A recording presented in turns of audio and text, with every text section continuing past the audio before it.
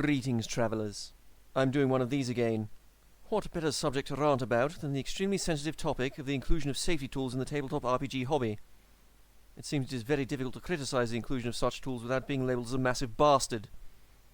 Well, despite my diminutive avatar, my parents never got married. The rant begins.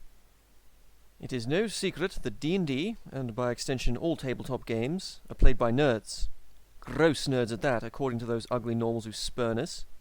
Thanks in part to being strapped for players and welcoming in those who want to play, TTRPGs have long been an escapist refuge for many cults of social misfit. However, these tools are extremely recent. In 2013, John Stavropoulos released the now infamous X card. The purpose of this card was for use at conventions by socially anxious people to allow the game masters to know that the individual was overwhelmed or uncomfortable without the need for them to use their voices.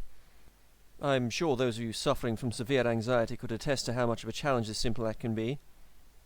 However, the X-Card's story does not end there. Monte Cook Games included it in Consent and Gaming in 2019, along with a rightfully mocked RPG consent form, and Stavropoulos injected into Von Richten's Guide to Ravenloft in 2021 when doing freelance work for Wizards of the Coast. From here, it made its way into the 2024 D&D Dungeon Master's Guide, framed as essential for making one's game safe, along with a bunch of other safety tools like the consent sheet. Given D&D's market dominance, we can now consider these once fringe ideas mainstream. The many, many advocates for safety tools have not escaped my notice. D&D has just turned 50. If these safety tools are considered so essential, why has it taken half a century for anything of the like to be implemented into D&D? Who benefits from their implementation?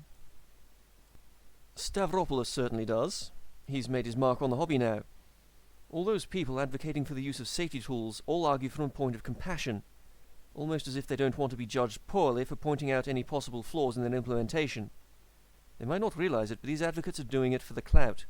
Humans are social creatures, and we all strive for validation from our peers on some level. I cannot fault them for this really. The amount of people actually using safety tools at the table as a form of social control is much more common than those using them for their intended purpose. Put your culture war brain rot aside for a second and consider the following personality type. Must always be correct, must always be number one, and must always be in control. These are the people who will see the system of safety tools in front of them and exploit it to their own ends. Take, for example, a situation where their character is killed.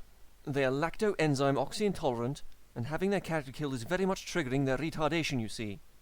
If you do not immediately rewind the combat and do it again so they win, you are making the game unsafe for them personally, and they'll shut down the entire game until you concede.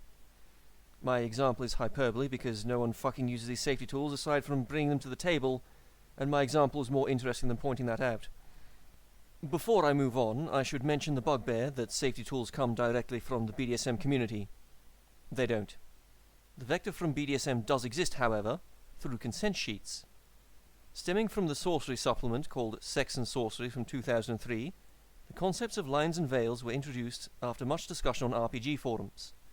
These are seen as a direct ancestor to consent sheets, despite tabletop ERP being a niche within a niche. Quite simply, the only people I see needing these tools are the sorts of people who need to be explicitly told right from wrong as directives because they can't figure it out themselves and contain their power level at the table. Even then, it's the people around them who would benefit from making these tools available. For the rest of us in the hobby, there is an unspoken social rule, which even the most socially blind autists are able to understand intrinsically. We meet around a table to play a game together, thus we conduct ourselves accordingly.